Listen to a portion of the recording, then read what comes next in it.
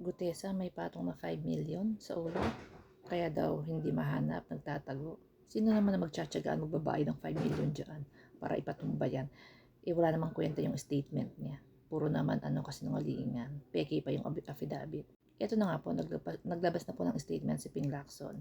At lumabas na po yung sa RTC report na peke po talaga yung pirma ni Pichi Rose Espera, yung